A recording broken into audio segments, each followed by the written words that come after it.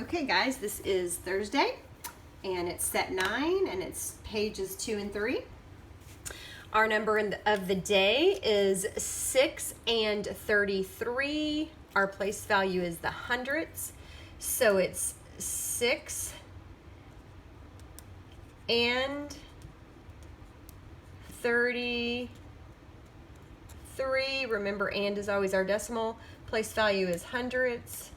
So we write the word hundred and we put a THS on it. So 6 and 33 hundredths. We're going to expand it. Well, we start with the whole number 6. We add to that 3 tenths. Then we add 3 hundredths. Don't forget we have to put that 0 in for that 3 because we already put the 3 tenths there. So that's how we expand it. Now we're going to compare it. So we're going to, again, always think money first. So we've got $6.33. We've got $3.65. Well, which is more, $6 or $3? And that makes that one easy, $6. We're going to round to the underlined place value. We circle the number after the underlined digit. We arrow back. We ask ourselves, does that 3 change that 3? It does not because it's less than 5. So if we are rounding to the underlined place value, that's the tenths place. So once we write this number, that circled number, and everything after it goes away, when we say this, it's 6 and 3 tenths. We should say whatever place value was underlined as our word, 6 and 3 tenths, so we know we did it right. Okay, let's go ahead and estimate this to the dollar. So this is $6.33, so we're going to do it to the whole number. So this is going to round to just 6 because 33 cents is less than 50 cents. We've got $7.56. So is that 56 cents going to round us to the next whole number? It is. That's going to round this to an 8. So what's 6 plus 8? Well, we know 6 plus 6 is 12. So 2 more is going to be 14. So this is going to round to about $14. Okay? What is the value of the underlined digit in words? Well, this is the tenths place. So in words, this is 3 tenths. As a decimal, this is 3 tenths. And as a fraction, this is 3 tenths.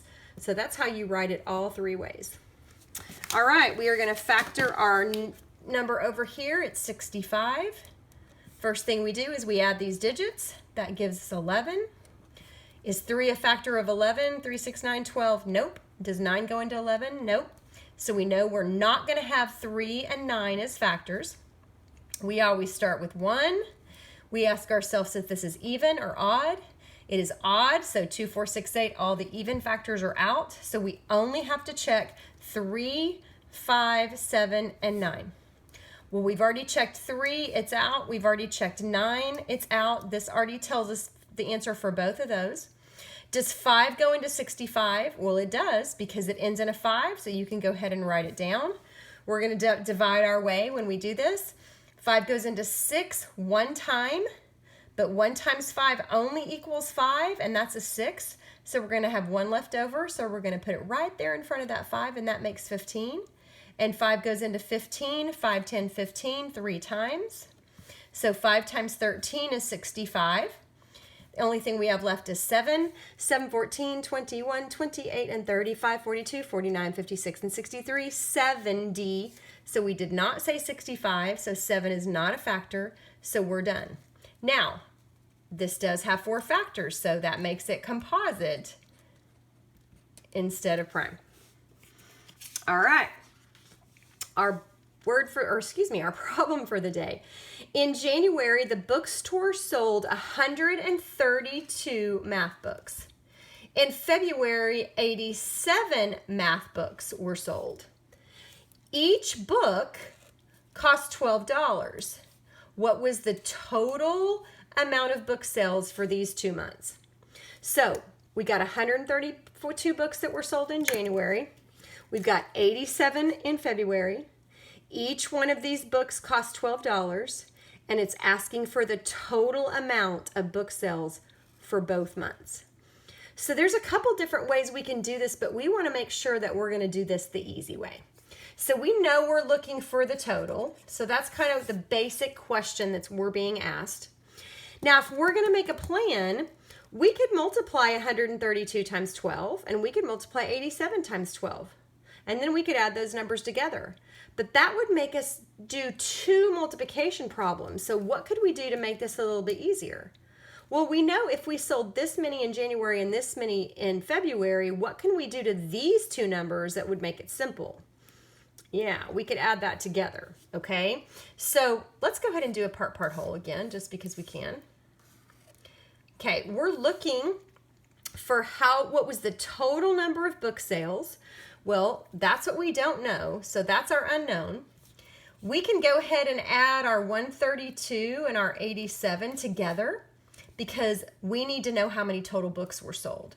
So we've got 7 plus 2 is 9, 8 plus 3 is 11, carry the 1, 1 plus 1 is 2. So we know the total amount of books that were sold was 219, but that's still a part as far as our part whole because that just gives us the total amount of books. Now, each of those books cost $12, so that's our other part. Each book was 12. We know this is a division multiplication part whole, which makes it easy because we've got both of our parts. So all we have to do is multiply our 219 times 12. Why did I put 219 on the top? Because it has the most digits. So 9 times 2 is 18, carry the 1. 2 times 1 is 2, plus 1 is 3. 2 times 2 is 4. Cross that out, put our 0 placeholder.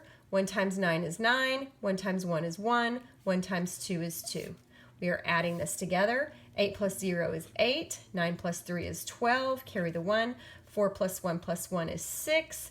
2 plus nothing is 2. There's no decimals up here, so I'm just going to count back. And remember, this was talking about money. So it says, what was the total amount of book sales? Well, they were each $12, so our answer needs to be in money form. It's $2,628. Now, does that make sense? Well, if we sold books and they sold for this much money and we were missing our whole, then this number should be pretty big, and it is.